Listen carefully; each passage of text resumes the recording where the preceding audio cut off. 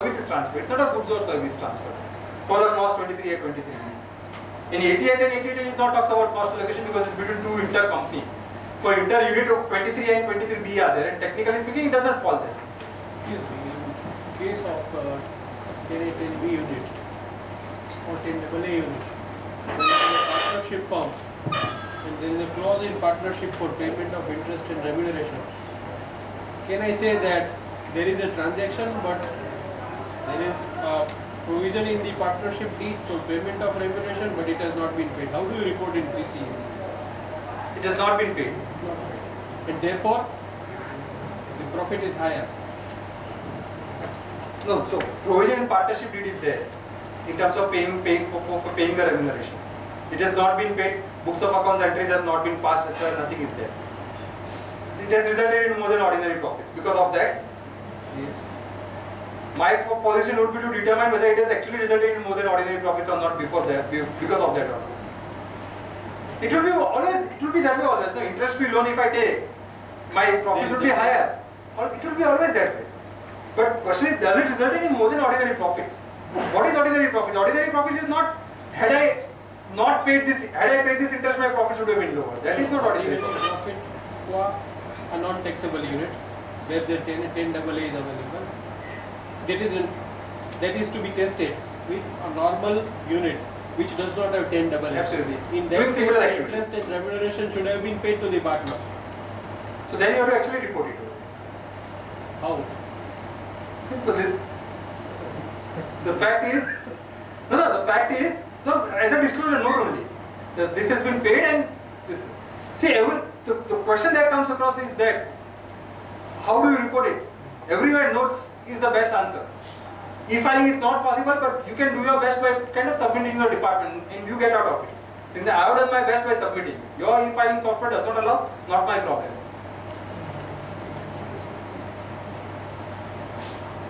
So we come to the issues of e-filing now. Major issue is no space for doing any notes, any disclosure notes. No space for attachments. At least in tax audit there is an option available to attach something. So people can write notes and attach those notes also. But here there is no space available for making any attachments. Very restrictive codes of business. Transfer pricing, if you would understood, talks kind of goes into essence of business. And if you look at the codes that are there in ITR 6, they are very restrictive codes. If you define my business based on restrictive codes and if you is going to go by those codes, it becomes very, very difficult. Business description, etc. has limits of number of alphabets. You can't write more than 100 alphabets. Special characters are not permitted. Special characters not permitted becomes a big issue because what happens in case of foreign companies, German companies and French companies, etc. Generally, you will find the name has special characters. Like for example, if you would have noticed L'Oreal, the O has a kind of a this thing, or for that matter, any other German or French company you see, it has some kind of other special character. How do you write? And if you write it in a normal way, the company gets saying that you are not kind of putting my name properly. So these are some of the teething issues. I'm sure government will look at it. Some of these should. One of the major things they should do is just provide a note for comments or kind of auditor's note. I just find it unbelievable to digest that a CBDT can restrict the power of a chartered accountant to make disclaimers. It's something like that. It is my right to make whatever disclosures I want to make, whatever disclaimers I have to put, in whatever notes I have to put. You can't restrict it purely because it's an e-filing thing. You have to provide me that, and I'm sure government will look into it and provide that thing. While zero value transaction, as I mentioned, has to be reported, it will not accept zero. So Free of cost. you have to make it one and upload it because you need to upload the form 3CE. And at 30th November, 5 o'clock in the evening, you can't think of anything else. The aggregate value of the international transaction and specified domestic transaction is not calculated automatically. I believe it's a good part. As I said, if someone wants to report some transaction but not under any clause, you can still put it over here. But at the same time, there is a bad part. You have to do the manual calculation and you have to check the calculation properly. I don't know how you face this issue of uploading that XML file. It required us to kind of create a folder of fake part. seriously don't know why we need to do something like that. And in a company which is more IT conscious, etc., something like a fake path will straightway draw attention why this fake path word is being used. Last year we had terrible issues with XML file got revised so many times. The schema that was there available on the income tax website got revised so many times without any notification. So actually you have to see, you fill up the entire form and then you realize that the schema is revised, so you go again, download it again and this thing. Hopefully if that was the first year, now it would kind of reduce that thing. I seriously believe that foreign companies there has to be a different format of Form 3CB where people can make relevant disclosures. This format is not at all suited for foreign companies. After this, whether the physical filing has been allowed, done, because people would still want to put the notes, people would still want to put the disclaimers, disclosures properly, and people attempted to do that by filing a kind of a physical Form 3CB. So one they filed online and one they went to the tax office saying that this is a physical copy, please treat this as a final one. Some of the tax officers accepted it, some of them said that we are not supposed to accept this, no documentation are supposed to be accepted. Some filed only the notes part of it. So while the Form 3CB is uploaded, these are the notes to Form 3CB with specifically mentioning that since your utility does not give me the freedom, these are the notes that are to be accompanied and you please read this across to you. How much it will be ultimately reach the TPO you don't know, because once you file the notes it again gets lost somewhere in the files and everything.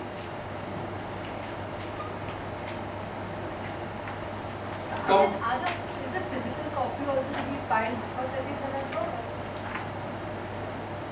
Because usually sometimes what is the importance that you want to give to the physical copy? If you all feel that the physical copy is the final copy, no, the notes. I mean the notes. I mean the numbers notes, gone, but notes is fine. I don't think so. It requires a disclosure by 30th of November. And I think Delhi was not accepting. Delhi was not accepting. Yeah, they were not accepting last. Delhi was not at all accepting, and to the extent that they were also not ready to put it down in writing that I am not accepting. Yeah. Because if you don't accept, you have to at least put in writing I am not accepting for XYZ reasons. But Delhi somehow was not accepting. Bombay was good. They were accepting Form 3CBs also, without notes, with notes, whatever it is. But Delhi was not at all accepting it.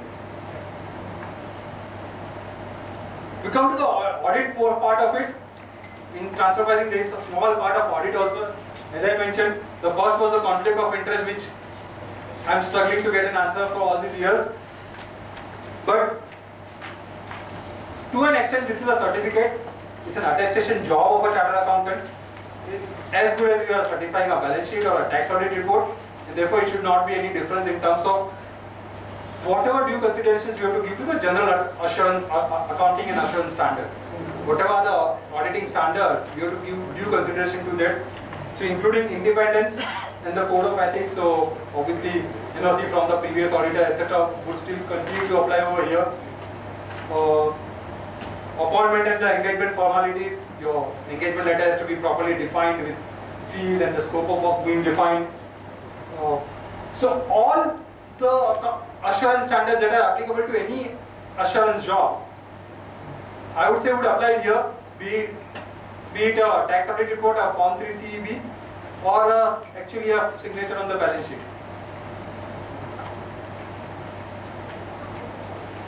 Generally, typically how it goes, any audit methodology, and this is something which I'm sure everyone would be aware of it, so I don't have to kind of go into details, is that the first place is obviously audit planning. You do audit planning with the client in terms of identifying the risk areas, etc.,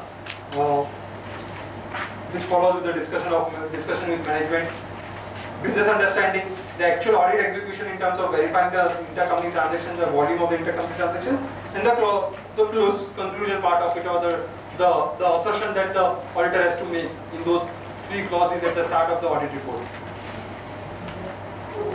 So essentially, what is our job as chartered accountant? Our job is to verify that the identification of AE has been done properly or not.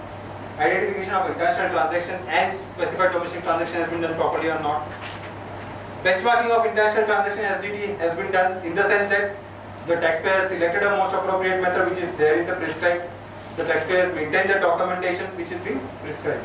So at least that is our part to look at those portions.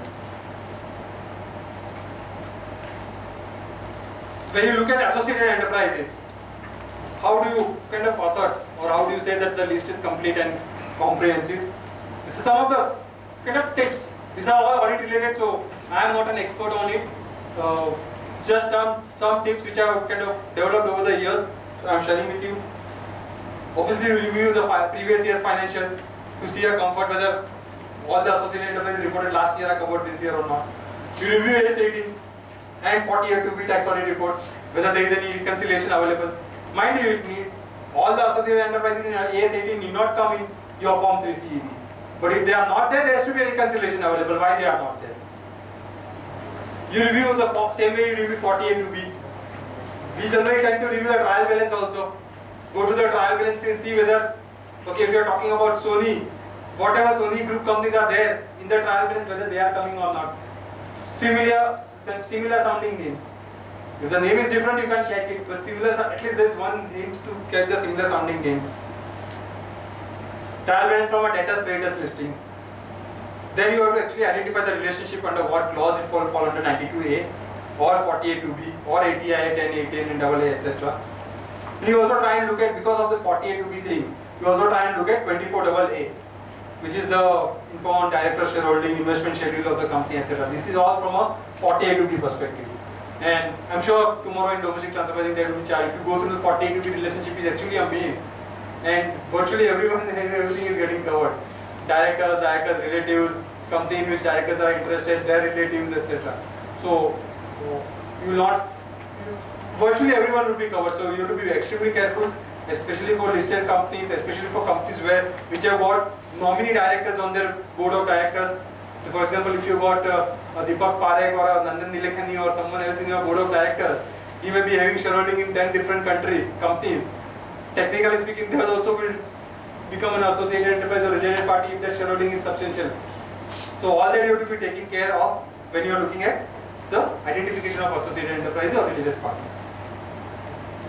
Your assertion here is on completeness and on the relationship. So your job is all the associated enterprises that are supposed to be there are identified and relationship is identified. The second part is the transaction part. One is when you identify associated enterprises, you identify transactions with them. And then again, reconciliation with AS18 and 48-2B. What I typically do is that go to the ledger account of that party and see all the transactions that are covered under that or not.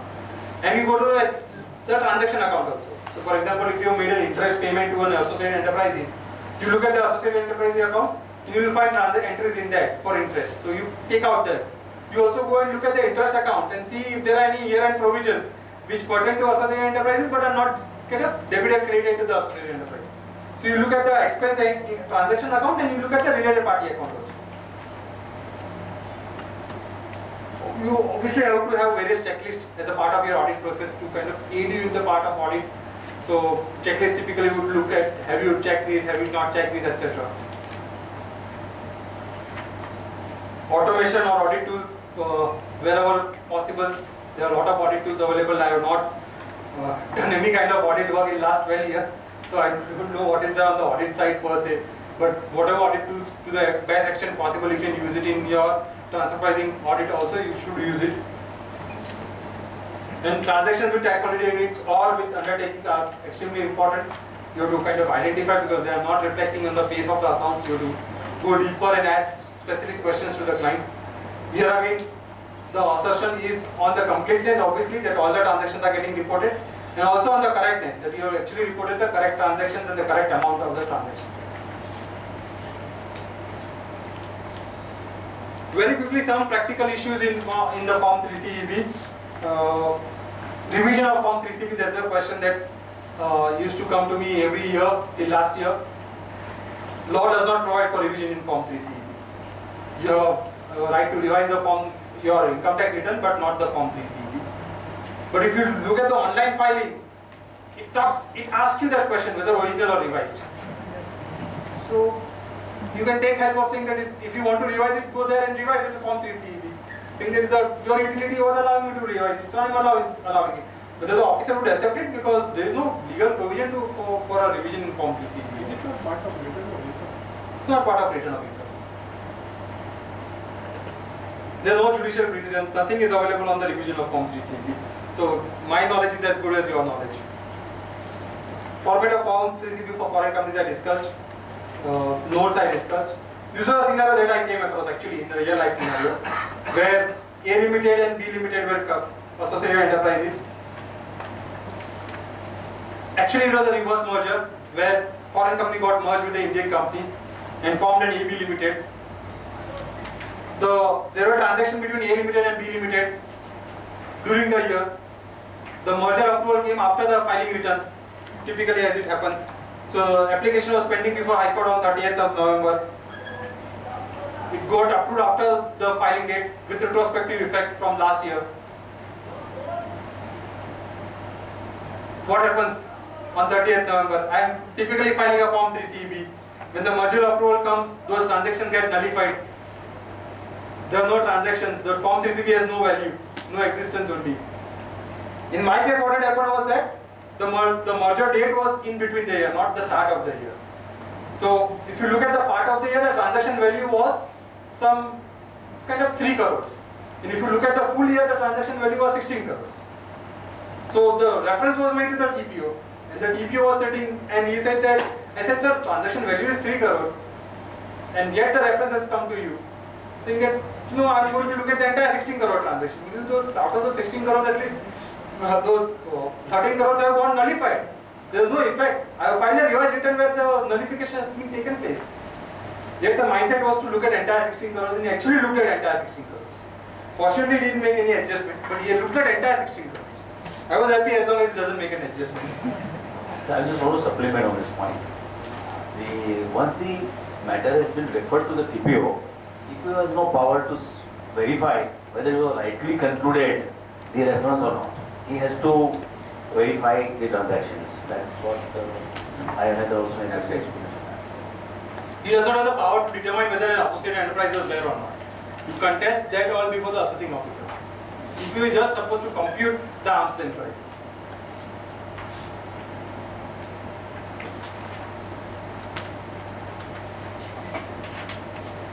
So another case that I came across was that company had filed its income tax return in Form 3CB, but it had missed out one transaction in reporting. In that transaction, there was an adjustment to the arm's length price, suo motu done by the taxpayer only. So the transaction value was 100, but the taxpayer suo motu admitted that it should be 20 and that 20 should be offered to a tax. So it came across after filing the return of income. So I filed a revised return saying that 20 I am offering to a tax. So that has to be reflected in Form 3CB. And when I went to actually file a revised Form 3CB, and I had on the top of it written revised Form 3CB, the IO refused to kind of accept it, saying that there is no provision to revise the Form 3CB, so I am not going to accept the revised Form 3CB. So ultimately through Ombudsman I approached saying that, why do you give in writing that this is not accepted, and I'll keep it in my records. Or you accept it and then you deal with it as and when the matter comes. So right now you can't accept it. I'm saying, how can you not accept anything that is being put to across to him? The Tapani is supposed to accept everything. Then he finally accepted it and let it do it. So then the question is that can Form 3CB be revised in such kind of scenario? We are actually technically revising a Form 3CB or revising an income tax return purely because of the adjustment amount. These are all practical issues. I frankly don't have kind of right legal answers. I can give you some practical answers. You do and file a revised Form 3CB and let the officer accept it. I have seen one TPO asking for a revised Form 3CB because there was a mistake. He says that, oh, you give me a revised Form 3CB because just a letter would not do. So there are those kind of scenarios also there. He says, you give me a revised Form 3CB, just a letter rectifying the mistake would not do.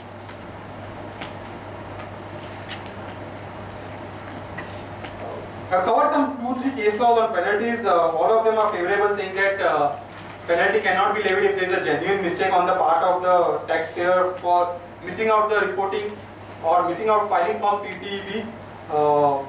CA not aware of TP provisions cannot be considered a reasonable cause. That's an against case law. But others are saying that delay on account of technical nature can be a reasonable cause. When in that case, what had happened is that taxpayer was supposed to file it in Bombay, but he filed it in Delhi on the due date, and then later on, after 2 weeks, filed it in Bombay. So say that was allowed by the tribunal, saying that that's a technical delay and not a kind of this thing. But again, a very good planning. If you physically, if your person can't reach Delhi, at least get it filed somewhere. Then you can file it after 2 weeks.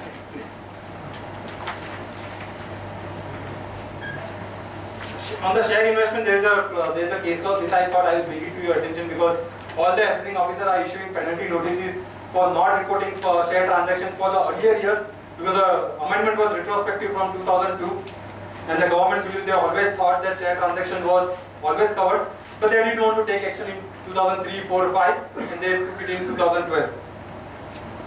So there is a case law which says that it's a reasonable cause because it was not clear, and therefore delaying filing for this form 3CB is not an intentional, and therefore there should be not penalty. Lastly, 2 minutes on the representation letter. I don't have to talk much because the chartered accountants are very much used to kind of taking everything again in the representation letter. Basically, are not saying anything. People have taken entire form 3CB in the representation letter also. Because this entire form 3CB is prepared by you. That way. So essentially, you need to take that they have maintained proper documentation. The relationship is disclosed. All the relationship are disclosed. All the transactions are identified. There are no frauds. There are nothing which is not accounted. So again, general principles of auditing would apply for management representation also. And you can kind of broadly take some of these things. If you are using segmental P&L account to justify, then people would want to take segmental accounts as a part of the MRL, not those stuff. Reimbursement of expenses, again, you are not supposed to verify each and every reimbursement, so you generally tend to take as a part of MRL. I think that's it in terms of covering my topic. If there are any questions, more than happy to address those.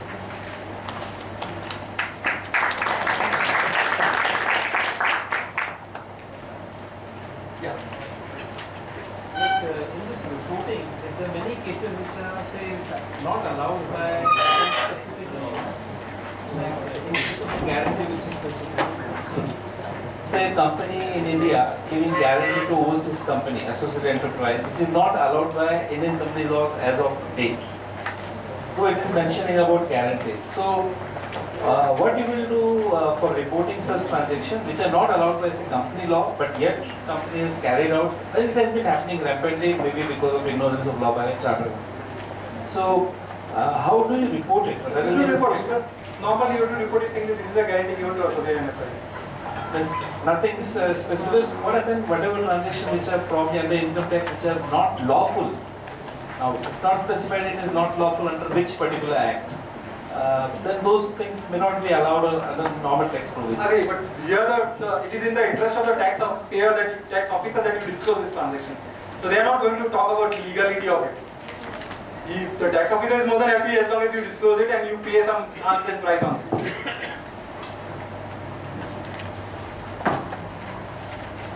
Thank you very much. What is normally refused by the client in the representation letter? See, representation letter, if you send it on 28th of November, the client is going to sign and give it to you. He is not going to refuse it because he does not have the time to argue. But generally, you would, if you are asking kind of him to certify most appropriate method in the computation of arm's length price, or people themselves certify that these are operating costs, these are not operating costs. Then you kind of compute the PLI. The client actually does not know all those stuff. So generally, the opposition comes there, saying that how do I know this is the most appropriate method? I don't know Greek and Latin. I appointed you for that very purpose, and you are asking the same thing from me in representation. So that is why the role comes that are we the accountants who are certifying the arm's length price, or are we the advisors who are helping the client to kind of arrive at the arm's length price? That distinction, as long as that distinction is not there, MRL is going to be a formality only.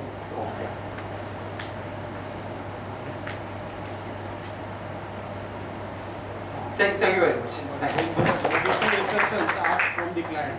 Sorry? When there are negative assertions asked from the client, certain times they refuse that we can't give this.